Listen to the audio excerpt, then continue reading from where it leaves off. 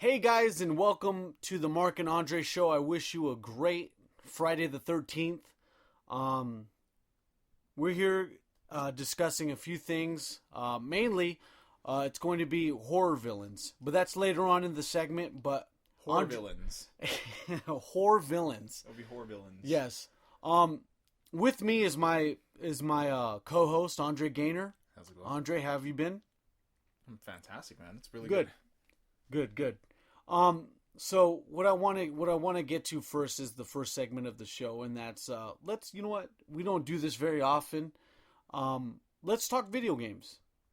Let's talk a few things about video games. I have a few questions for you, All right. and then I'll reflect back on my opinion on that one. But first and foremost, this episode of the Mark and Andre podcast is brought to you by Game Swappers. Game Swappers, buy, sell, and trade your retro games and next-gen consoles. That's Xbox One and PlayStation 4. You can come into contact with Game Swappers via Instagram at GAMESWAPPERS. That's GAMESWAPPERS. Game Swappers, buy, sell, and trade. Keep in mind, guys, that if you do share the Mark and Andre podcast, my wrestling podcast, pay-per-view wrestling podcast, or my retro gaming podcast, Retro Collecting 101, where I give retro gamers various advice and tips on how to collect retro games. You'll be able to get a 10% discount towards your retro game purchase with Game Swappers. Or if you do decide to trade in games, you'll get 10% more towards your trade-ins. So it's either which way you want to do it, but I recommend that you do share my podcast to get those discounts either way you go. It's a beautiful deal. It is, and I'm glad Game Swappers is able to do it. I'm just glad that they're on board and helping me being a sponsor on the show. I'm just glad Game Swappers exists. Yeah, you know what? It's funny because you haven't been there. The many times I try to invite you. I've been that one time. When? What time? Well, you took me down there, and I ended up buying Batman Arkham Asylum. Oh, I have Batman Arkham Asylum because of Game Swappers. Oh yeah, It's okay. super chill, man. So yeah, strike that from the record. We have a stenographer on the Mark and Andre show actually typing out the synopsis of the show, and I have to tell her to not type that and strike that from the record. I forgot. Every episode is actually typed out. It's all like she's going to work. Okay, so anyway, let's talk video games. Speaking of Game Swappers. Mm-hmm. Okay, so Andre, I know you do play video games a lot more than I do nowadays, but how about you name me a time where you were so invested into a game? Name me a time where you were so focused in a game that nothing was going to come in your way, not even hunger, not even thirst. Like what was a time that you were just like, you know what, I gotta finish this, I gotta do this certain section of whatever game. What moment comes first to your mind? I mean, first to my mind actually is Ninja Gaiden Black. Yeah. But actually more recently, when I was working at my former job, yeah, I had to go to bed at like 9 p.m. so I can be up man. by 5 a.m. so I Yeah. can go to work. And I had The Last of Us. Uh-huh. The Last of Us is on PS3. Yeah. From Naughty Dogs, the creator of Uncharted And Crash Bandicoot. It was me and Tanea, my girl. Yeah. And we would stay up like basically all night playing this game. Like there were so many sequences in the game that it was so dire. The way this game operated was like you don't get bullets. It's a zombie apocalypse game, but you get like 5 bullets, and you better make those count because you found those bullets. So it's mimicking the steps of the Resident Evil series. But it's Resident Evil, but in a post-apocalyptic setting, Okay. right? So that means there are no options. Like there's nothing. Uh-huh. Everything is desolate. Everything man. is like ran over and old. Like Yeah. you would go to an old area or an old neighborhood, Yeah. and these houses have been vacant for like 10 years. So you might find one usable bullet in your gun, and you have to survive with 20 zombies running around. So that was one of the most intense games I've played in a really long time. So Yeah. me and my girl, we'd be up, and it's like, man, I can't put this controller down, and it's 3 a.m. and I got to get up at 5. My goodness. So I'm like, might as well just stay all the way up and go to work. Might as And- well roll that dice, huh? Yeah, so The Last of Us for sure, and the reason I say Ninja Gaiden Black Yeah. is because it was so difficult, right? Like Mhm. it was one of the most difficult games I've ever played in my life. Yeah. So it was so hard that I was like, I'm not gonna let this game defeat me. Yeah. Right? So you go into a room and there's 70 ninjas. No joke. This is not an exaggeration. 70 ninjas and they all snipe you from different angles and directions, and there's a big master ninja in front of you and you have to beat that in less than 2 minutes. It was unbelievable. And you have and by the way, you have to run on water. So in order to run on water, you have to tap X. If you stop tapping X, you go underwater and you get eaten by a giant fish. This game was unbelievably hard. It made no sense. Oh my gosh. It was the Japanese kid's dream. Talking about Ninja Gaiden on any platform of game takes me back to when I was trying to beat Ninja Gaiden for the NES. And I'm on the 6th stage, and if you don't beat the first boss, you go back to 6-1. Exactly. And oh my goodness, yeah, Like the Ninja Gaiden series is just designed to make you want to kill yourself. I had to save the Ninja Gaiden for the NES. I had to save it for over a day just because I was traversing those various levels. And oh my, you get as many continues as you want, but that doesn't mean anything. It's super stressful. Right. So I could just imagine, like, you're in your shoes, it could be elevated to about 10 times over. Wait, but let's add another layer of depth to this situation, right? To more? Yeah, no, okay, Oh, jeez. because this was when I was in Georgia. I was in college at the time. Yeah. I have, it was a rental, so I had to beat it in 5 days. I had to beat the game in 5 days, and it was like 5 days, one man. Jeez. I actually turned it in like a week late because, and then after I turned it in a week late, I brought it in. I was like, "Can I just rent it again so I can finish this game?" So I brought it back in and I rented it again. Right? Yeah. I go back home. I get to like maybe the second to last level, and the game freezes because there's a scratch on it. Oh yeah. That My was that same one, yeah. My nightmare. So yeah, definitely Ninja Gaiden. I'll never forgive you for the amount of time in my life that I wasted. But what about you? Did you have a game where you was like, can't put the shit down? The game that I was most focused on for a long period of time, because I've beat it several times, but the God of War 1. Oh yeah. God of War 1 in God mode Mm-hmm. is certainly something that will test your skills in beat 'em up gaming. Right. You know, there's various puzzles and stuff, but it just depends how like savvy you are in solving those. The quicker you advance. Right. But I'm talking now like nearing the end of the level, the nearer the final boss Ares. Mm-hmm.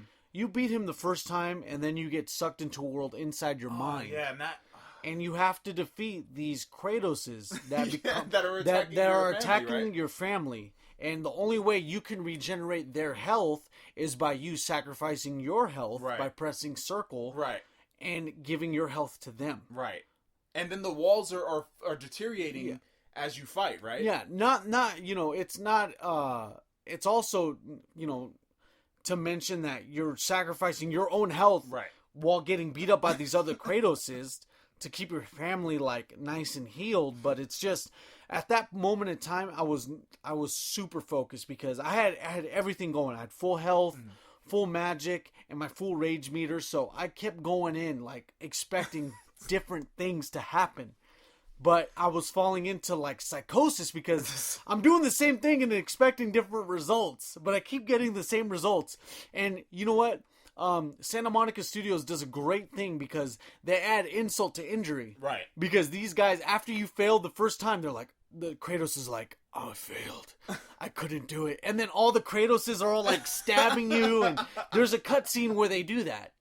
And that's not fair. And it hurts to see too. Yeah, right? and it's added motivation. It is.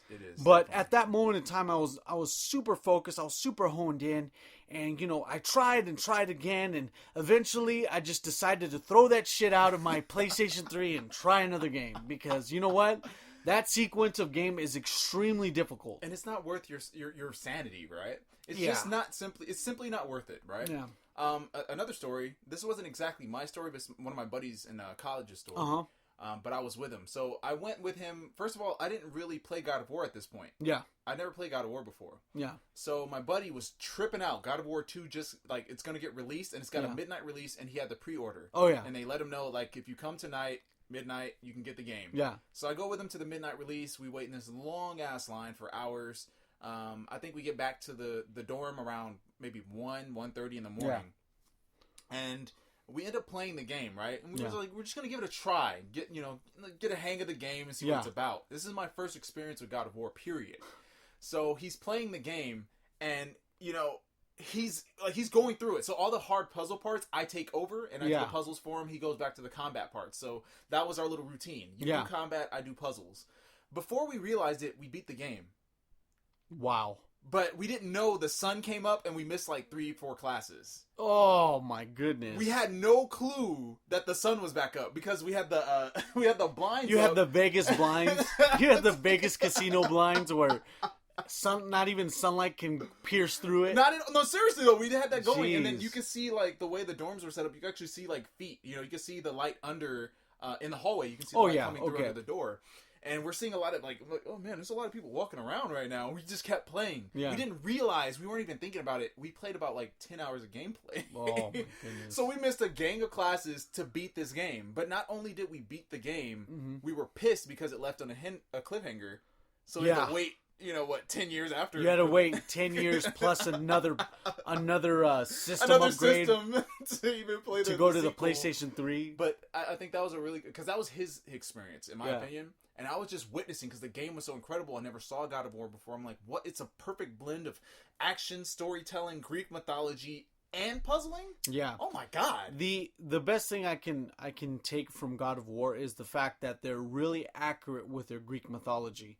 Not to the sense of like where Kratos' presence. Yeah, Kratos is the X factor and he's null and void within Greek mythology, but like everything else is pretty accurate. You're talking about Daedalus' wife. You're talking Hercules. You're talking, not to give out spoilers if you haven't played any of the 1 through 3 or the very unsung God of War Ascension. Yeah. Oh, but Lord. You will enjoy God of War 1 through 3 and Ascension. But if you haven't touched God of War, seriously, yeah, I'm not kidding. Just go out to go to a game store, not GameStop. Go to one of your local game stores. I assure you, it's probably on sale for about $5 or $6. Yeah, because I got my set. I got the God of War HD set for $6. Yeah, you'll be able to get it for cheap now. Yeah, so you guys should get out there. So now we're heightening on emotion, because as far as focus goes, that doesn't entail us to bring our emotion involved. Mm-hmm. So how about what to you was the most saddest moment you had to deal with when you were playing a video game? Wow. Honestly, back to Last of Us. Uh-huh. Come on, guys. If you guys haven't played Last of Us, seriously, it's one of the most emotional games you can play. Like, the most emotional game you can play. Mm-hmm. So there's 2 scenes in The Last of Us that just messed me and my girl up. The first scene, absolutely. It's the first scene in the game. This is how the game starts. You wake up as a little girl, and the little girl is walking through her house, and then she watches the news and finds out that like the alien apocalypse, the zombie apocalypse just hit. Yeah. She goes downstairs. Her dad rushes into the house like, "Hey, stay away from the windows. Oh man, stand back. Like your neighbors are like, don't worry. Your neighbors are crazy right now. Like stand back." Yeah. Your neighbor busts through the window, and you have to kill your neighbor. Like, it switches to the dad's perspective, and you have to kill your neighbor. And she's like, wait, what just happened? You just shot our neighbor. What's going on? So you're still watching from the little girl's perspective. For the entire scene, this entire intro scene, you're playing from the girl's perspective.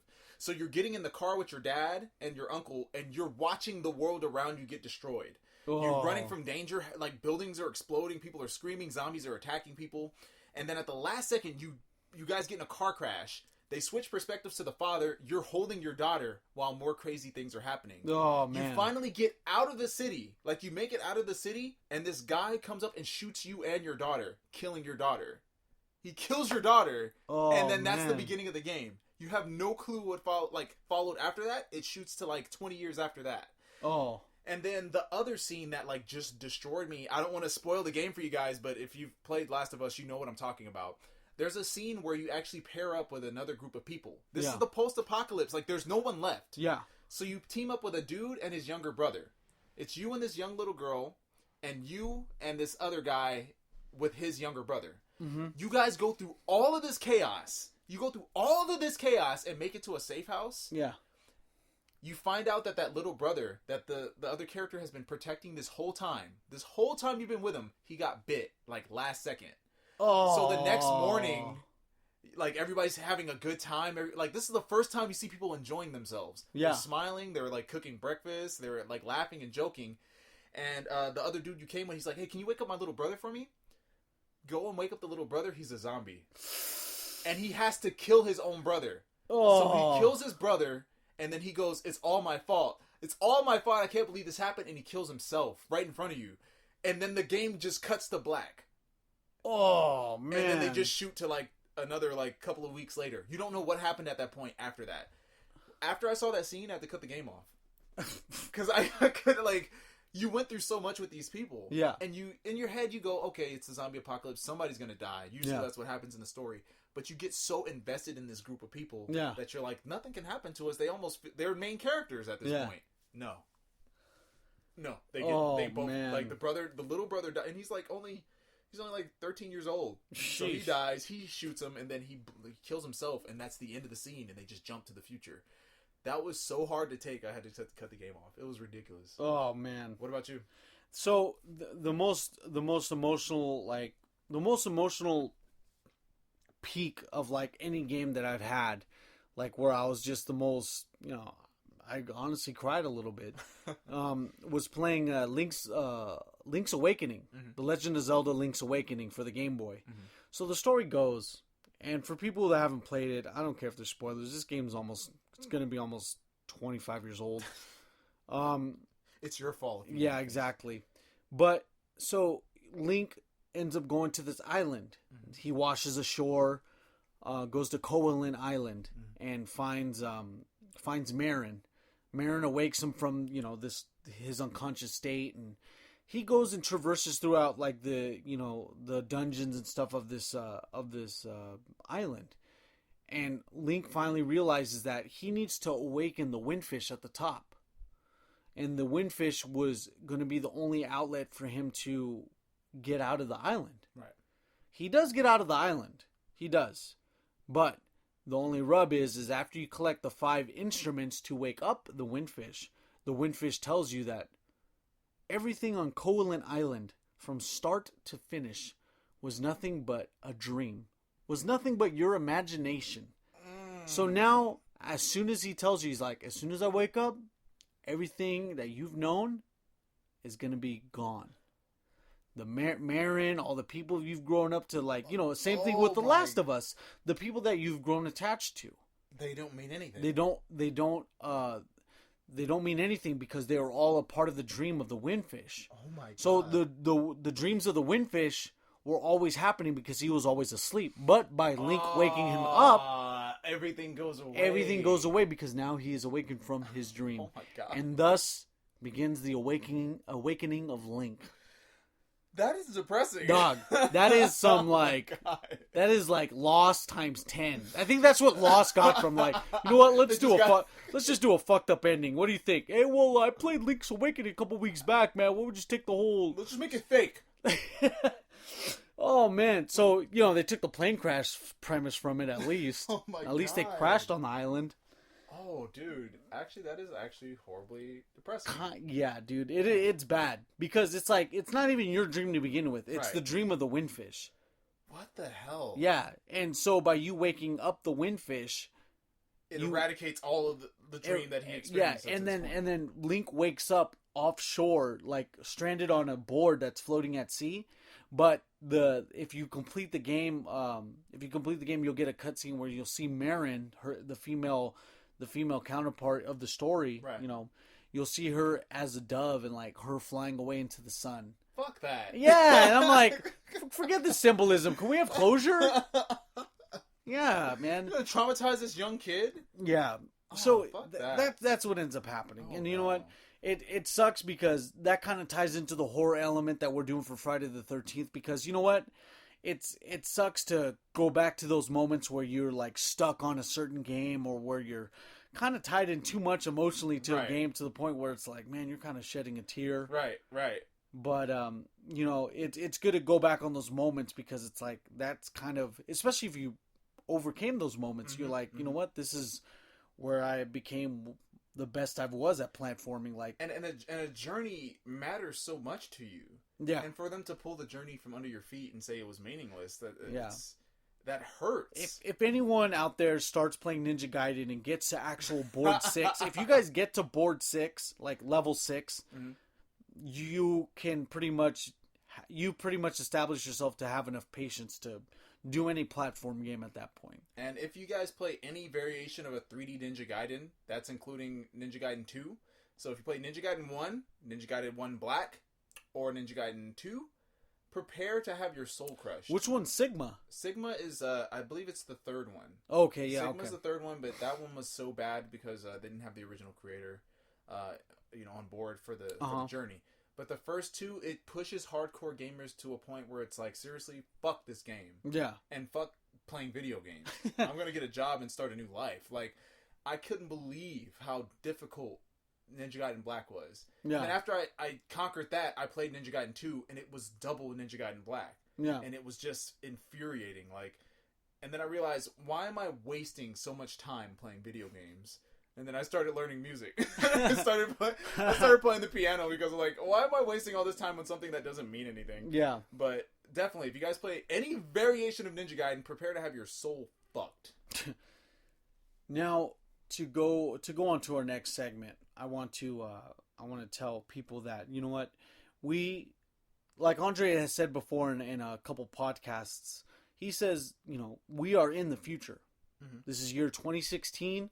We are seeing the iterations of movies that try to display the future in the 1990s and the 1980s. We're seeing that come to fruition today. Yes. Self-driving cars, alternative modes of transportation, augmented reality, virtual reality, augmented reality, easy means of communication.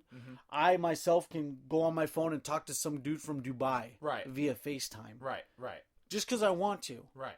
That gap is like the speed of connection is, with social networking it's almost instant. Yes.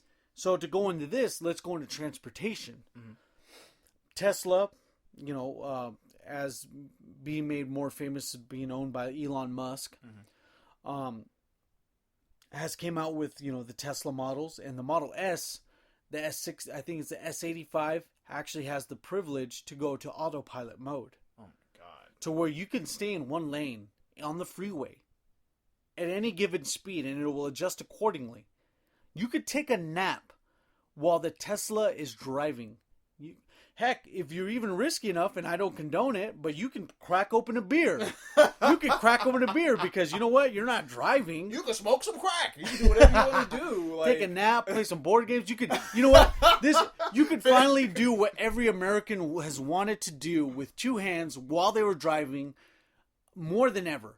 You can eat a burrito while putting the salsa on the burrito without having to do the whole, like, two knees on the steering wheel maneuver. You can add the guacamole to your chicken burrito from Alberto's. Yeah. While you drive. And you know what? I think we are honestly a little bit too ahead as far as time goes on that. Like, it's like, I'm very surprised that Tesla was able to do that. But it's as difficult as it sounds. It's actually very, very easy. All you have to do is synchronize every Tesla to GPS satellites. Right. And you're able to have, and all you got to do is have sensors good enough to grade, grade distances. Between each video and, the distance between each vehicle. Yeah. And left, right, up, and, up, ahead of you and below you. And if you haven't, if anybody's noticed at this point, when it comes to Google Maps, everybody in the world, if you have a cell phone that's a smartphone, Google Maps is attached to your phone, right? Well, yeah, wouldn't that just be Android devices, though? No, it's not just Android devices, because if you're using GPS, period, oh yeah, you're all on the same grid. Okay. So if you do use Google Maps, it determines whether or not there's traffic. Oh, because it's emitting, the signal that you emit from Right. your phone. It determines the pace of your vehicle. So if Oh, your vehicle is yeah. a lot slower in comparison to 40 other vehicles that are moving at that same pace in that same area, it determines that there's traffic. So it tells you on your GPS device that there's traffic ahead. Yeah. So if Tesla's using the same technology or is following that same GPS system, then it knows exactly where all the cars are in relation to where you are. Yeah. So you can see that's a great thing you mentioned, Andres, because you can stay on the same route, not even just on a straight line, but you could stay on the route. If you Right. want to be on the 15 freeway, if you want to be on the whatever freeway that you take along the United States, Right. you could take it. It'll do those turns. It'll go it'll in-bank on the ramps. It'll merge. Follow the lane perfectly. And with absolute perfection, because the signals that emit around you are able to create a form of measurement of how to slow up, speed. I mean, no, slow up. How do you slow up? Slow up. To slow down, speed up. Right. It's amazing to know that a vehicle can do this. And to top it off, all Tesla vehicles are all electric. Fully electric, guys. Fully Like, electric vehicles. one thing that I was told by Tanea, my girl, is that the Tesla operates as a computer. So when we're working and dealing with a vehicle with an engine, Yeah. when you step on the gas pedal, it has to send all of these messages up to your engine to make it move. Yeah. But when you're driving a Tesla, you're driving a computer basically. So Yep. the gas pedal is a button. Yep. So as soon as you put your foot down, the car's moving. Yeah. It's a totally different feel. When I went all electric for all of 2 days after I had a very unfortunate incident that made me switch from all electric to hybrid, the torque on the Nissan Leaf was amazing because electric energy travels faster than gas propulsion. Exactly. And that's just a given because Right. the gas has to go from the fuel injectors to the pistons, and then the pistons have to generate the momentum. Exactly. From electric energy, it goes straight to the electric engine, and then boom, it moves the wheels. So it just goes to show you that electric vehicles could be even the new wave of racing. Exactly. Especially if they find a way to, instead of fueling up your cars like in NASCAR, like if you're able to just get a quick charge of I don't know how many volts you need to pump into a car, but you have to make sure you're not pumping too many. This is going to electricity things, but you don't want to pump too many amps into a battery that can't take it. Otherwise, it's going to blow up the battery. But yeah. You're going to deal with people that learn how to modify these type of things. Yeah. And you're going to have these really incredible mods, and you're going to have electric street racing or whatever they can come up with. Keep in mind that and we've mentioned this before in a couple podcasts when we mentioned the electric vehicle before. The Model T came out in 1907. Right. This is almost 110 years later. Right. That we're actually getting into self-driving cars. Where me and you can literally you know what, Andre? I'll let the Tesla drive us. Let's take a nap. Let's play chess. Yeah, let's play chess. You know what? Or let's watch a movie. Let's watch a movie. Let's play Pokemon real quick. Let's have a battle. We saw an example of this in the film AI. Yeah. With Will Smith. Wait, AI? no, sorry, wait. With Will iRobot. Sorry, AI is Yeah. that's Haley Joel Osment's Yeah. film. iRobot. You saw Will Smith was the only individual in this future where he was like, I drive my car manually, Yeah. but every other car in this realm drove automatically. Yeah. Every vehicle drove itself. People were just reading books as the Yeah. car was moving on its own, and there was no other thing outside of that. You Yeah. know, him driving manually was ridiculous. Yeah. I feel like we're gonna get to that point. So Yeah. we already have Google. Google has its own self-driving car. Yeah. And some people have already proposed that the self-driving cars have its own Uber type service. Yeah. So you can get in the car. Yeah, and those Google cars Yeah. actually do that. yeah. Yeah. So you can have that service running. At one point or another, we're gonna have self-driving cars, and we're not gonna need to operate our vehicles. Period. Because it comes to a point to realize is that the reason that there is accidents on the road is because of the judgment of the human mind. Right, and the neglect of the driver. I mean, On top of that, we're yeah. on our phones. We're We're on our phones while we drive. We've had way too many to drink. There's tons of factors that come into play when it comes to the deficiencies of the human mind. Right, Because, we still get into accidents to this day. right. So it just goes to show you, self-driving vehicles are probably going to be the future of the next 20 to 30 years. Walt Disney wasn't that far off thinking You of think that. it's 20 or 30 years? Guys, I honestly believe it's 5. everything that we're thinking now, we're assuming like, oh yeah, virtual reality just kicked in, and we're using virtual reality. It's going to take about 10 years for it to really be meaningful and actually get into our society. No, I think in the next 2 years, virtual reality will be the new standard of gaming or the new standard of entertainment. We already have virtual reality roller coasters. Oh yeah, we have roller coasters with virtual reality peripherals while you're on the physical roller coaster. Revolution X. Revolution, that, yeah. So, I think that like all of this technology that we're getting today, we're accelerating. We're moving too quickly because our technology is so powerful now. Yeah. That we're gonna jump into this crazy futuristic world in the next 2 or 3 years. So I have to make sure to rewatch Blade Runner again to get used to this dystopian future. You gotta get on it, man. You gotta watch. I got to rewatch it again. You gotta watch Minority Report at least 2 more times. Minority Report. Imagine in Minority Report you see like, oh well, iRobot came after Minority Report, but you see Will Smith running. You see Tom Cruise running in Will Smith's world in iRobot.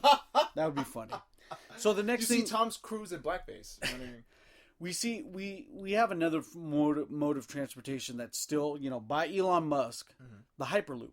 And what the Hyperloop is, it's still in development, of course. Sounds crazy already. So picture, you know how you went to Costco before, right? Right. So picture in Costco, when they have to drop a deposit from the cash registers, they'll put it in this tube and they'll launch the tube up. They'll launch the tube up into little pipes, and the energy not the energy, but the suction from the air coming from the main source will take that tube up all the way and take it over. Instead of running your deposit all the way over, you'll stay at your cash register. Right.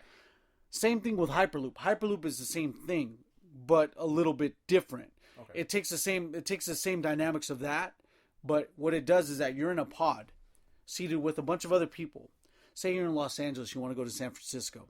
Instead of you taking 8 hours to get there or 6 hours depending on traffic, you'll actually get there in 30 minutes. That's Futurama, dog. 30 minutes to get from LA to San Francisco. When I think of LA to San Francisco, I automatically tack on 7 hours of driving through the terrible grapevine. But imagine just like, oh, well, I think I'll just read a couple newspaper articles and I'll be in San Fran in no time. What the hell? That's Futurama. That's amazing. It is amazing, but it's like, holy crap! Can our bodies even handle that speed? Yeah, that's the thing. Is that Hyperloop is going to be all air, so you're not going to feel. The only time you're going to feel G forces is the initial takeoff when you accelerate. Oh my God. But once you're at a speed where the air compression is going to take you all the way over there without any halt to your actual like capsule, you won't feel it. The only time you'll feel is when you take off and when you slow down because you have to stop that speed, but in the beginning, you also have to gain that speed. That is so. But once you're at a regular control, it's just like when you drive. When you fly in an airplane. The two worst parts of an airplane ride are takeoff and landing. Because the landing, you have to slow down from 400 miles an hour. Right.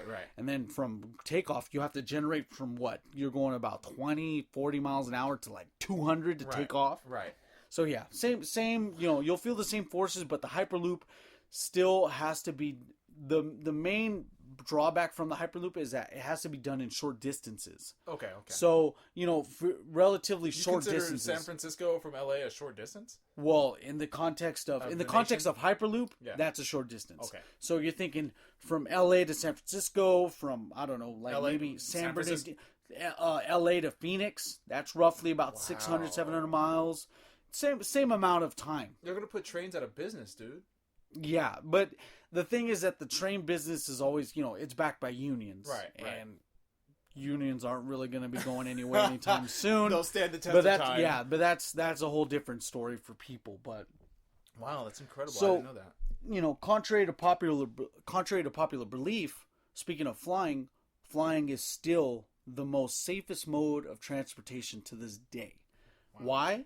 Because, planes still do work on autopilot. Some do. Yeah. Except for the case of Harrison Ford when he crashed into that golf course. I forgot about that. I just remembered about that. I actually just read an article on the new design for planes that they have. Yeah. So the interior of the plane will now be lined with LED lights.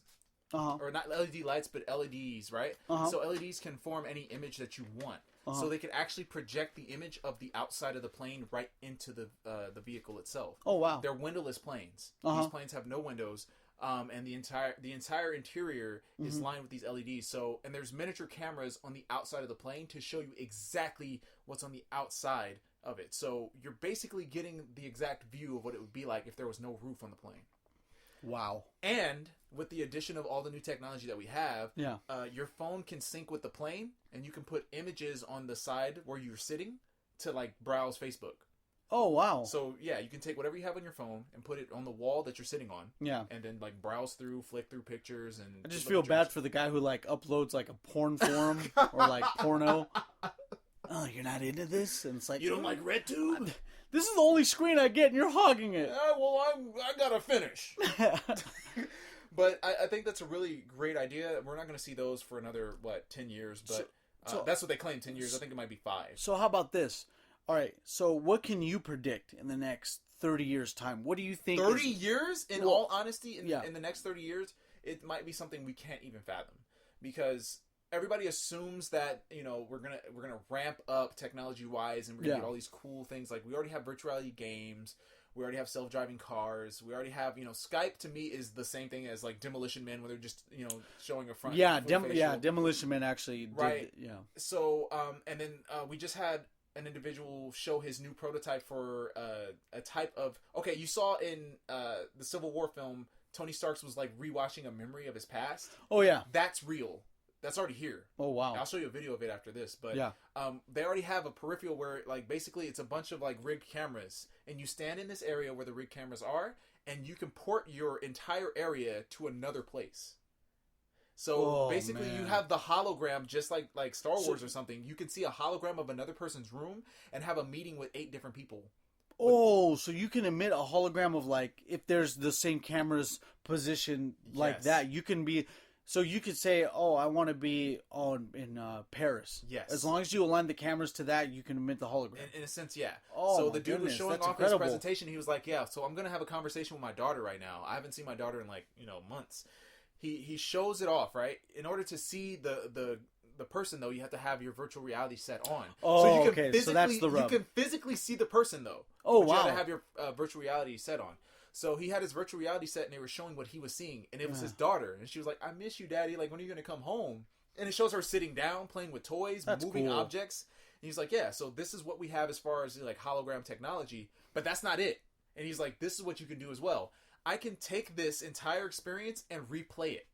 Oh, and I can set it wherever I want. That's exactly like Minority Report. Exactly like Minority Report. So he was like, "Look, you just saw me have a conversation with my daughter. Yeah. I'm going to squeeze it down to the size of this desk in front of me and put the entire event on the desk and watch it happen."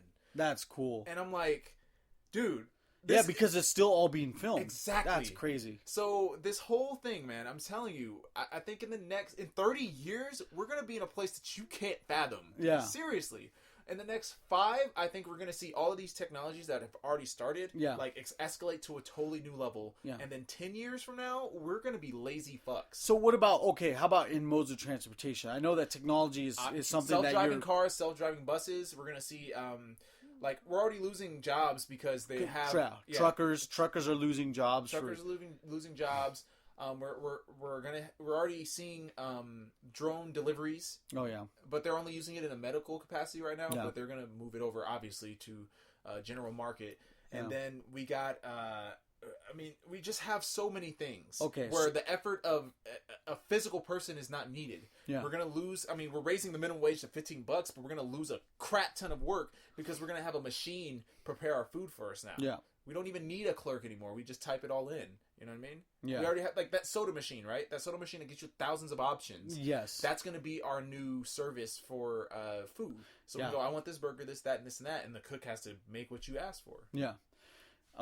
In my with the experience that I had with like actual technology and seeing it from a perspective on the outside looking in, I can see that within 30 years, more than 50% of our cars are going to be electric vehicles. It has to be, because at the rate that we're expanding and at the rate that we're becoming more of a commuter society, not just California. Right. The reason we've actually have all these outrageous gas prices in California is because we're a commuter state.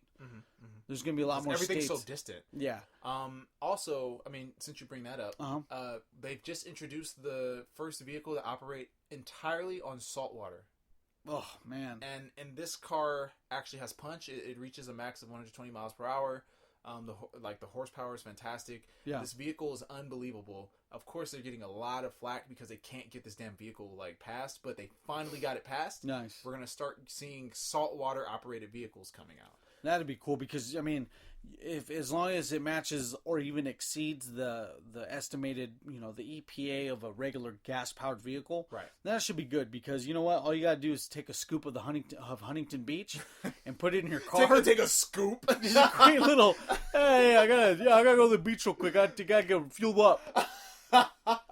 Why do they always sound like that? I don't know. All our dramatizations, they always sound like some random schmuck. They're always this dude. That was this dude. This dude always got. He's always doing something.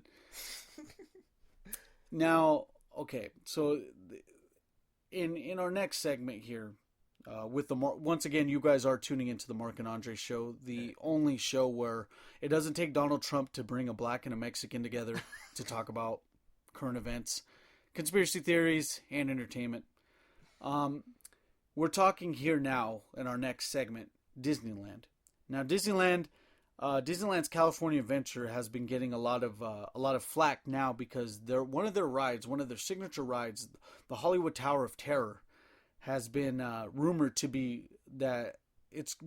replaced. It's going to be replaced with a Guardians of the Galaxy ride. I thought you were gonna say something more interesting, like the Hollywood Tower of Terror is kidnapping people. People actually people are disappear. missing. There's actual ghosts from the ride. That would be cool.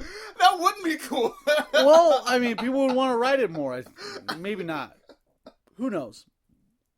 So they're going to replace it with Guardians of the Galaxy? What they want to do is repackage the ride to where it's going to be you're a part of the collector's world where you are able to, I don't know, it's going to involve the collector, the Benicio del Toro character in the Guardians of the Galaxy. And it's going to be repackaged right on time for 2017 where Guardians of the Galaxy Volume 2 comes out. So there's tons of pros, but there's a lot more cons. I mean, Twilight Zone is more iconic than Guardians of the Galaxy. Right. I mean, we're talking the first Guardians of the Galaxy was a great hit. Soundtrack was incredible. Mm-hmm. But you're kind of dealing with and this is what I was discussing with you earlier, you're kind of dealing with the issue that Universal Studios had when they just had the Back to the Future ride. Right. When it was, 1990? Mm-hmm. 1999. And here you're talking about a movie that was made, Back to the Future was made in 1984, I believe. Mm-hmm. No, 86. 84, 86. Damn, I agreed to the wrong shit. Yeah, and so you're dealing with the ride that's like, well, man, how long has Back to the Future been out? Do I need to keep going on this ride? You're dealing with it being stagnant because what I see is that I don't think Guardians of the Galaxy needs to have more than 2 movies. Because it hasn't even generated a legacy that large to even warrant that. Yeah, exactly, because you don't deal with the Avengers situation where you have individual stories link up to a big story. You don't have a Star-Lord's prequel. You don't have Rocket Raccoon's prequel. So the prestige of that isn't going to amount to you having a ride that's going to be ready for the Guardians of the Galaxy Volume 2 movie coming out. I think the Twilight Zone, one of the things, and I'm sorry to break off the point that I was trying to make right now, but one of the things that comes into issue is that the license with CBS for this ride, because it links up to the Twilight Zone, is going to expire. And it's the fact that they don't want to renew that license. Well, it's an old license. It's in I know. What's the price of an old license versus repackaging and doing all that? I mean, if you want to look at it, I'm back at the business perspective. I always look at it from there because there's no other purpose. There's no artistic reasoning for anything. So without a doubt, I believe that they went with, well, what's a successful IP right now? What are we using and what has some type of longevity if we can keep using these characters as long as we can? Yeah. And we're going to use the rambunctious group from Guardians of the Galaxy. Yeah. And I'm not mad at them for making that choice, but the Tower of Terror and the Twilight Zone is very important. I love that. Yeah. That's you and I both, yes. Great to me, but let's be real. How many of these young kids today even give a fuck about the Twilight Zone? They have no clue what it is. Yeah. And they're you have to look at it from a business perspective, right? they're gonna put their money in something that these young kids are gonna buy, and they're gonna remember when they become 20, 25, when they have 3 kids, and they when they bring them all to Universal Studios and they go, oh, I remember Guardians of the Galaxy. You kids will love. Well, this. it'll be Disneyland. Disneyland, yeah, of course. So, sorry. So yeah, so it's just I don't know. I definitely understand why they would make these decisions. Yeah, and unfortunately, we're gonna lose the Tower of Terror. For those who want to save the Tower of Terror instead of saying that they're going to lose it, there is a petition that I personally signed because me as a fan of the Twilight Zone, I like the ride. There's a petition on change.org where you can actually sign the petition. They're looking for about 7,500 signatures to send to the CEO of Walt Disney, but personally, 7,500 signatures isn't really going to do much. Sorry to rain on the parade myself, but you need more signatures than that to actually move the CEO of Walt Disney. We're talking, we're talking Disneyland Shanghai, Disneyland Japan, Disneyland Paris, Disneyland Anaheim, and Disney World in Florida. Oh yeah, that's not gonna happen. You for 7,500 signatures, you know. Like it's not enough to move. That is you need millions. Yes, that is not even how many people ride the ride in a day. I would assume. And even then, I see the amount, but no, you guys aren't the kids that I'm trying to market to. Yeah. And from a business perspective, it's good marketing, right? Yeah. I own an amusement park. If you guys play like Roller Coaster Tycoon or something, you want people to come back for extended period of time, right? Twilight Zone is too old. Twilight Zone is way too old. They want Guardians of the Galaxy because kids like it. Yeah. Kids love it, so you're going to get kids coming back and respecting Guardians of the Galaxy until they're, like, they have kids, and then they bring them down. Which is why they repackaged Pirates of the Caribbean with the Pirates of the Caribbean movie characters. Right, see? That's exactly what I wanted to counter, but, I mean, it's perfectly set in stone. I mean, the only rides that you don't really need to have any repackaging on is thrill rides. Right. Like roller coasters, you don't really need to because there's roller coasters. What are you gonna see in a roller coaster like that fast? Right. It's only the names attached to the rides themselves that advertise. But if you guys want, try to save the Tower of Terror. Change.org. Just type in "Save the Tower of Terror" and it will come up as a petition. If you guys would like to sign it, I'm only bringing awareness to you because as a fan of the Twilight Zone, I'd like to see this ride keep thriving, as it did a couple years ago when it actually opened. So if you guys like to, please do so. Okay, speaking of, we're all talking about suspense as far as the Twilight Zone. Twilight Zone also brought a sense of horror in some of the episodes. Let's talk about, since it's Friday the 13th. These are some good transitions, man. Get ready. This Friday the 13th. What movie villains did you find the most horrific, the most scary, the scariest horror villains that you ever seen in your life as a youngster? all that terrible. It's like what made you turn away? Like there's a few villains that made me turn away. I just want to know yours first because that's how we roll on the Mark and Andre show. Pinhead from Hellraiser for sure, but actually in reality it was Candyman. Oh, Candyman because like nobody would play that game in the mirror. I would never. It's not even worth playing with that idea, and that was really good for its period of time because now that now that I'm older, I understand it was just a marketing gimmick to scare you from trying that or just to give you something to be afraid of forever. Yeah, that had some longevity. I still won't do it. You and I both. I still won't do it. I'm fucking terrified, man.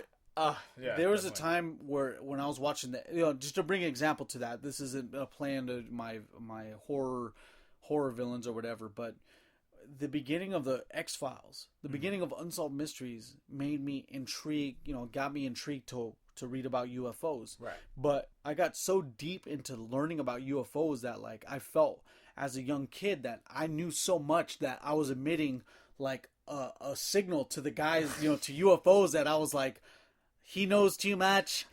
Take him out. Like, and even the fourth kind didn't help. Right. Just because it was like, how many kids are getting stolen per day and how many of these attribute to actual alien abductions. So I kind of felt like I would always sleep towards a wall, even my teen years, I would sleep towards a wall because I was just afraid that if I turn around, like 3 alien grays were going to be like, just grab you. Let's take this fall. Like, you know, so no, to go on to that, it's like Candyman did the same thing. It's like Right. you're in a room, you're in your bathroom. Bathrooms have mirrors. You're in your, you know, you're looking at the vanity mirror, and you're like, do I play this Candyman game? Do I even say it once? Do I want to say it 3 times? Do I want to play this game? I got to 2 and I started crying, dude. Dude. Like, no, fuck that. It's not real. It's a film, but I think the mystique behind it has some type of like, you know, Yeah. subliminal sickness to it, and I don't want to get involved with it. Yeah, because you're even delving into the occult at that point, and it's Right. like, you know, I know Candyman's probably not a certified occult figure, but it's like, heck, maybe someone from the dark side wants to come out and Exactly. just like screw with you. You know, you just don't want to take you just can't take those risks. You can't do it, man. You just can't. No, I'm fine on that. Yeah, And yeah, that definitely like seriously scarred me. I can't do it now. yeah. I know, like, I understand what the film is about and its purpose. I Yeah. still won't mess with it. I won't do it. I can't play it. For, you know, speaking of going to bed and speaking of like actually having dreams like that, what I was afraid of Freddy Krueger, and I was also afraid yeah. of Chucky, bro. Oh, okay, yeah, Chucky for sure. Chucky was coming around our time when we were little, and Right. like, you know, our parents were watching it. Right. Child's Play 3, and Child's Play 2. It's like, oh my gosh, this guy's like a little doll Yeah. that could come to life. Yeah. And you know, the Puppet Master series was good for bringing miniatures and like making them like scary, but we're talking like a full scale doll. Yes. Like Puppet Masters was good. That doll was on sale. Like, people were buying Yes, that. like it got you really scared because it's like, what of these toys is alive? Right. And it definitely traumatizes you as a child because you have toys, you know? Like, an adult gets creeped out just from that concept, but as a child, I think my the film is designed to traumatize a kid. I was scared of Chucky. I couldn't, man. Okay, so yeah, definitely Chucky as well. Yeah. And then, yeah, Freddy Krueger too. Dude, Freddy Krueger made you... No, see, that's the thing. You don't have a choice. You have to sleep. You are scared to go to sleep. I'm gonna get you. You don't have a choice but to sleep. My favorite death from Freddy Krueger was the one where they're Freddy Krueger the Dream Masters. Mm-hmm. He gets this girl, like she likes to watch TV. That's her thing. Right. And she's in her dream and she's watching the television set. Freddy Krueger is the television set. Freddy Krueger grabs her, and keep in mind he's still the television set. So Right. his arms wrap around from the television set to her and grab her, and he says to her, "Get ready for prime time, bitch," and fucking grabs her and shoves her into the TV. Dude, that's crazy. Like those type of, and it's funny too because Wes Craven, who was good at doing these films, it's like Phenomenal. you go into the psyche of someone's mind, you play with what they like, And then use it against them. use it against them as their death. That is perfect. That is like making you not want to do anything in life to actually not have these dreams. I remember there was one character, and I forgot which Freddy film it was, but he was a comic book creator. Yeah. And he ended up going to the dream world, and he turned into one of his characters. Like, Freddy Krueger came to attack him, and that guy turned into his own character that he made from the comics. And he was like, "You can't stop me. I know what to do in the dream world. I understand." And, like, Freddy turned that against him. He still killed him. Yeah. Like, and that scares you even further because it's like, well, if I knew it's a dream and I have power in my own mind, Yeah. Freddy Krueger could still defeat you. Yeah. Because this dude turned into, like, a giant superhero that was impervious to bullets and cuts and shot rockets and, like, killed, like, blew him to pieces. Then Freddy Krueger came back and just slayed this guy. Easy. Dang. That was, man, damn, Freddy Krueger might actually be on that list as well. Like, Yeah. he's Because traumatizing. we were a little too late for the Jason slasher flicks because those didn't come around our time. But when I was smashing females in the forest, like, I know we didn't really attribute to that demographic because we weren't in our teens during the 80s. But if we were, I'd be kind of I'd still be afraid. Oh, you want to go in the woods and hang out with these girls? I'm like, nah, man, I'm alright. Is there a lake there? Yeah, especially no. Good luck. Yeah, have fun. I'll write your obituary. I'm writing it now. The thing is that now, speaking of the 80s, these movies, this is what came out in the 80s, besides the exception of I think one of the Child's Play movies And House Party. and House Party, which has nothing to do with horror. But yes, these movies cannot be as scary as they once were. I'm talking, and Freddy Krueger can, because he's timeless. We're talking because these guys are large figures. These villains are human scale. I'm talking Child's Play. I'm talking Puppet Master. These killer clowns from outer space. Those things don't work anymore now, because now the way to scare us, we've had to elevate it from that time to now, and now we're dealing with the occult. We're dealing with damn near. We've done Satan flicks. Yeah, just straight up Satan comes back. Yeah. Starts fucking people. Get ready this summer. What happens when Satan is packing a gat?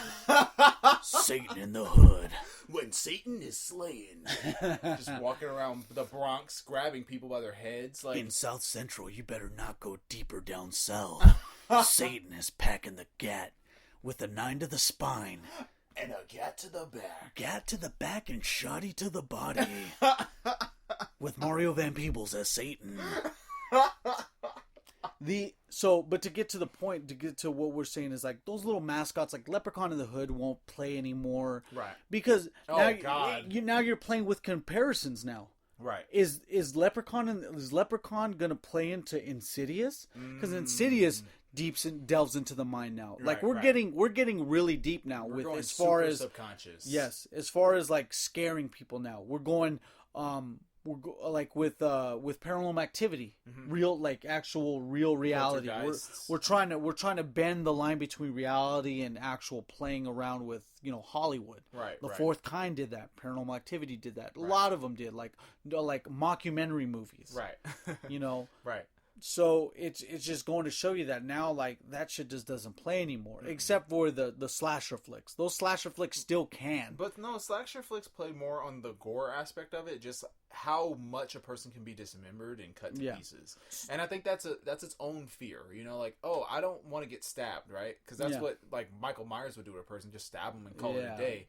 But nowadays, it's like, I don't want to be, held up by shackles and have each of my intestines, like, pulled out. Oh, yeah, even in the respective saw, yeah. Right, so it's just like, people are afraid of just the gruesome way to be killed. No. And definitely in the terms of horror, they can't rely on kind of cheesy, scary characters. Yeah. They have to rely on the realistic, painful, and psychological aspects of someone trying to take you out. Because now, at this day and age, we're able, with the R rating now, since it's so lenient, we're able to take these movies up another notch to where it's, wow, like from there, I remember seeing Jason in Jason Lives. I remember he hacks the guy's face, and you actually see the moment where he hacks the dude's face. Of course it's makeup and special effects, but it's like, dude, imagine you just like taking like a 40-mile-an-hour hack to the face with a sharp machete, dude. Right. That thing's lodged in you equally as you saw it in the movie. And then the Saw series took it even further because they just went for really grotesque accuracy. They said they looked at real dead bodies in real scenarios and they tried to mimic it as perfectly as possible. That's pretty damn sick, dude. Like, and they got it down. There's quite a few. I watched every Saw up to Saw, I'll say 5. After 5, I couldn't take it anymore. It was just too grotesque. It was just too much. And then people like that watch the Hostel films or Human Centipede. These films are just like too much. Yeah, really, they just take it a little too far.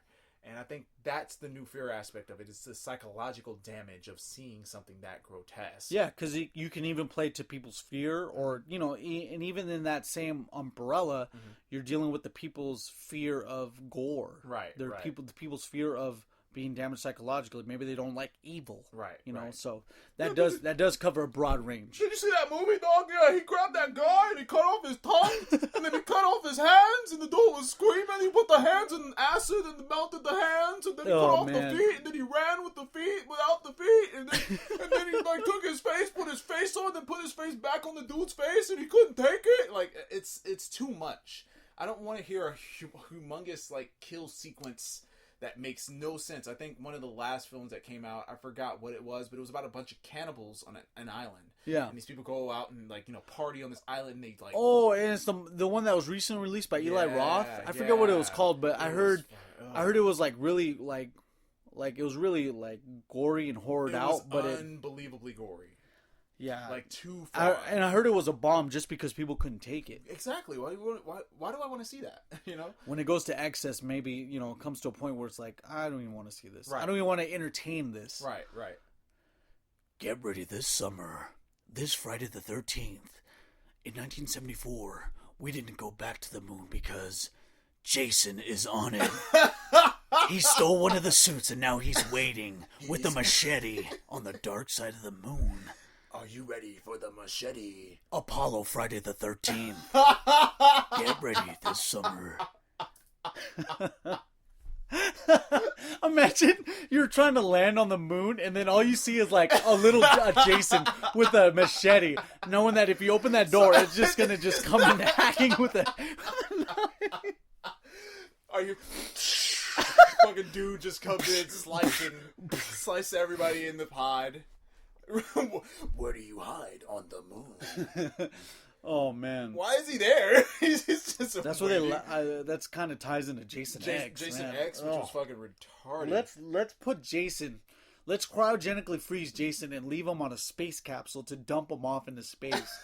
But he accidentally gets defrosted. Now we have a slasher flick in space. Oh my god, it's absolutely ridiculous, without a doubt. But yeah, the horror today and just horror in the past, I'm over it. I'm done as an adult. I don't need it. I don't really need to see this shit anymore. Because it gets scarier. It gets scarier, and it's just like I'm at a point now where I don't feel like that's entertainment to me. I remember a long time ago, I went out on a date to see the first Insidious, and I thought, I was like, yeah, man, I'll be cool. It'll be cool to, like, you know, be tough and watch this movie. No, dude. Insidious, I was jumping like a hotcake. Like screaming. Like getting scared, dude. And like I was holding my date's hand more than I was she was holding mine. Clenching. Yeah, like and I can have sweaty palms to begin with. So, you know, it's like one of our first dates. She doesn't know I have sweaty palms. She's like, wow, she's getting real sweaty because of this stupid movie. So yeah, it's lesson of the day is don't do a horror movie as your first date. You look like a bitch, and all of your masculinity will be judged. Yes, at that point. You ready for some conspiracies? Yeah. All right, but first we have commercials. After these messages, tonight's episode of the Mark and Andre podcast, the Friday the 13th special, is brought to you by Game Swappers. Game Swappers, buy, sell, and trade your retro games and next-gen consoles. That's Xbox One and PlayStation 4. You can come into contact with Game Swappers via Instagram at GAMESWAPPERS. That's GAMESWAPPERS. Game Swappers, buy, sell, and trade. Keep in mind, guys, that if you do share my pay-per-review wrestling podcast, my Retro Collecting 101 podcast, and the Mark and Andre show, where it doesn't take Donald Trump to bring a black and a Mexican together. If you share any which one of those podcasts, keep in mind that there's discounts for you. If you do share it, screenshot it, let me know, let Game Swappers know, you'll get 10% off towards your retro game purchase. Or if you decide to trade in games, keep that screenshot, show to Game Swappers in store, and you'll get 10% more towards your trade-ins. So there's really nothing stopping anyone from sharing this podcast because there's more benefits than there's consequences. I believe so. I do. And you are a doctor, so you definitely prove that, correct? Oh, absolutely. All you have to do is say you're a doctor and it's all right. I've been a doctor. I've been a doctor.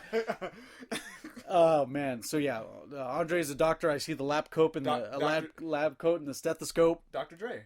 Oh, Dr. Dre. You're the Dr. Dre. I'm the Dr. Dre. You're the one people forgot about. Yeah. Still. I see. Conspiracy Corner. Stu. We always talk, you know, a couple podcasts ago, we talked about the Great Pyramids of Giza.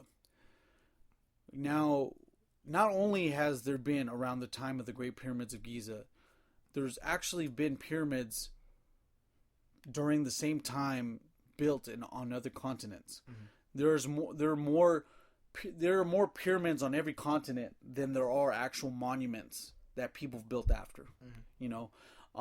But the thing that gets me is, as similar as these pyramids look towards, you know, the Great Pyramid, or how similar they look to other pyramids, how were they able to look so similar Right. without a mode of communication. We're not even talking Cross-continent, Yeah, right. we're not talking about messages by, like pigeon, or we're not talking about that. Because in this time, even navigating the earth was skeptical because we didn't have a mapping system to go off of. Exactly. We had our native people to go off of to build these things. And how do we build these structures to the likeness of other pyramids without communication, without referencing anything? It just goes to show you that what on earth, literally on earth, has happened.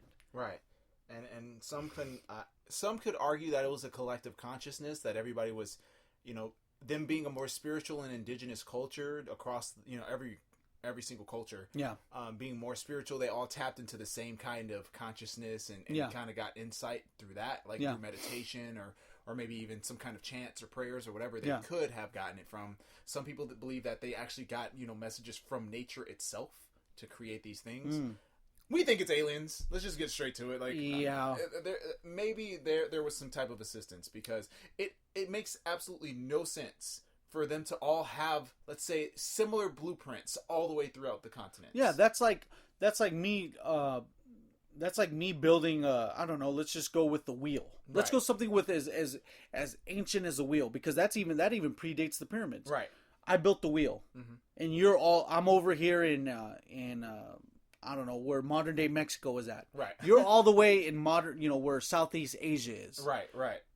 But you also invent the wheel. Right. And not only do we invent the wheel, somewhere where modern day Australia is, somebody invents the wheel. Yeah. We all invent the wheel. All around the same time. Relatively around the same, hundreds of years. Yeah. Right?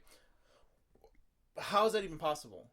That's just incredible. That they were all able, and let's say, okay, we all have different variations of the same concept, right? Like, you think of video games, PlayStation, Xbox, they're all different things. So you have to assume that they'd have at least a different variation of the wheel. Yeah. Or a different type of stylization of the wheel. Yeah. But when you look at the pyramids, they are all exactly the same blueprint. Yeah. That's impossible. They all start with the same base, but then you deal with, different decorations. Like the pyramids at Chichen Itza. Right. Don't exactly mirror the Great Pyramids of Giza. But still, they still start from the main foundation. Right. And they still have the same, structural concept as every other pyramid. So you have to think about that and go, well, why would they even think to create this? Yeah, and you know what really gets me is that maybe we were assisted, maybe had some assistance by extraterrestrials to actually build these, to actually make beacons of energy, because as we learned earlier today, is that there's actually a water basin below that Great Pyramid that actually was able to channel electricity. So, I mean, when it comes down to it, and I would like to lean towards aliens, but I also am willing to accept the fact that they may have constructed some type of spiritual experience. Yeah. And tapped into a type of consciousness, or maybe an alternate type of consciousness, that alerted them that you can improve the location that you're in if you utilize these type of concepts. Yeah, and I could totally agree with you on that part, because now we are in a society where we have so many frequencies coming at us every day. We have sound frequencies. We have the frequencies of Wi-Fi. We have the frequencies of the energy being emitted out of a television, from the PlayStation, from everything. Right. Maybe we are being so bombarded by frequencies is that it's actually, deteriorating or just desensitizing our third eye, our actual pineal gland, where we're actually able to perceive everything to a heightened level. Right. And imagine, you're going to get more pineal activity when you're out in nature without these additional, wavelengths attacking you. Yeah. Because if any of you guys go on a hike, or if you guys just spend some time out camping in nature, you almost reset. Yeah. And if you come back to the city, you have to deal with these frequencies all over again. So imagine you're an indigenous culture that lived only in an area that consisted of, pure nature. Yeah, exactly. So from what I understand, because there's a drug known to man in this world, it's called ayahuasca, right? And they say, you know, if you take ayahuasca, it's like a 10-hour journey to in another galaxy. Like, you meet aliens, you The Jim Morrison pill. Nice. But they say, how did this even how was this even constructed? How did you know to take these specific twigs and mix it with this specific type of plant, and then mix it and make some type of ointment to ingest? Yeah. And they're like, the plants told us. So, I mean, when you consider how this, because they were saying like the impossibility of them finding this kind of leaf and this kind of twig and this type of tree bark and then mixing it in a pot and then ingesting it to have this experience is almost impossible. Yeah. So if we consider this process of how ayahuasca was made, I think it's absolutely possible that other cultures may have had similar like meditative experiences or deep moments of insight to where they found out a way to make something like electricity through these pyramids. Yeah. But then we have to ask this question of how did you get 20-ton blocks to fit perfectly in place? But we've had this discussion before. Yeah, in respect to the Great Pyramids, it's, you know, that question can be somewhat answered because their quarry was a set amount of miles away. But in respects to different continents, if you're building a pyramid on a mountain, like kind of in the rainforest-ridden areas of Chichen Itza, where the Mayan pyramids are built, the question still lies of where are you getting these fucking blocks in the fucking rainforest? Like, I hate to, you know, and I hate to bring, you know, expletives into it, but it's like, dude, I'm trying to make a point. It's like, what? How? Like, I feel like an owl because all I'm going is, hoo, hoo, hoo. You know, it's like, I don't know.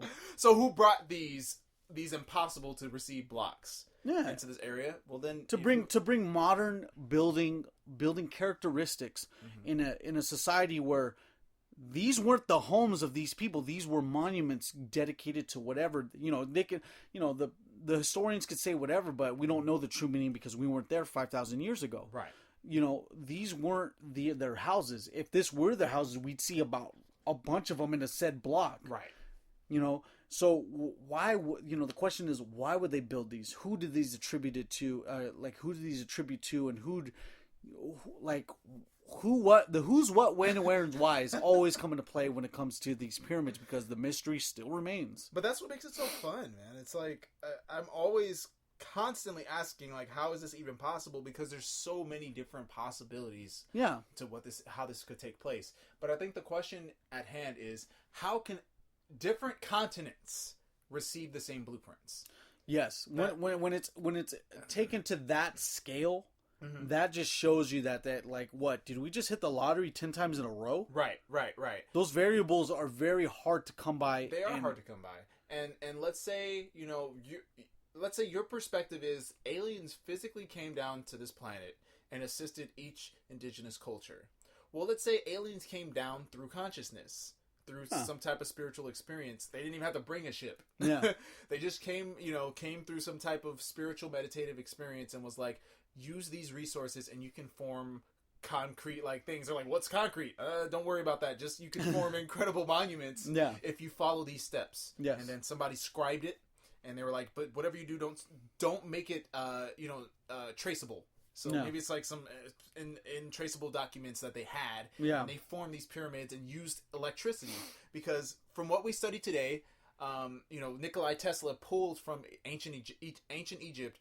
And he discovered, like, they had electricity back then. And they used the pyramids to conduct electricity. Yeah. The pyramids themselves are not tombs, but actually conduits of energy. Yes, so exactly. Who knows? Every pyramid could have been the same thing. It was a conduit of some type of electricity back then.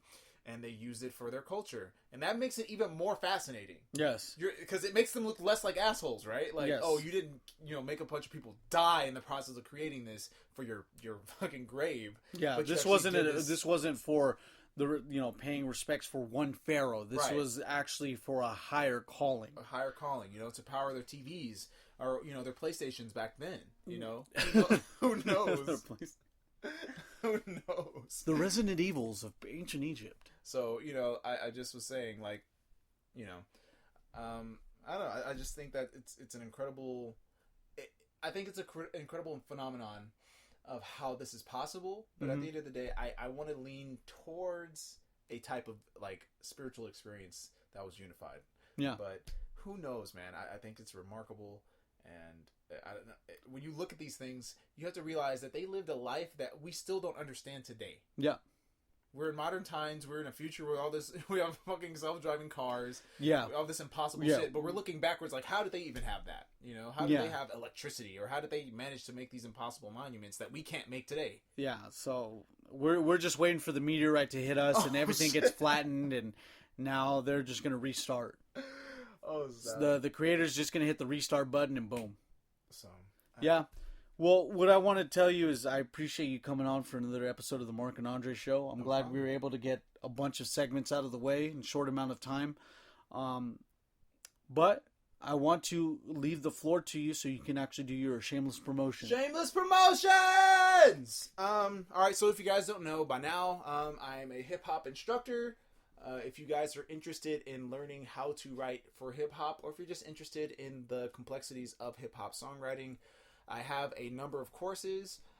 If you guys are interested, feel free to hit me up at Lyricology 101 on Instagram. You can hit me up on at Lyricology Tips on Twitter. If you guys don't feel like tweeting or Instagramming me, you can check out my channel on YouTube, Lyricology 101.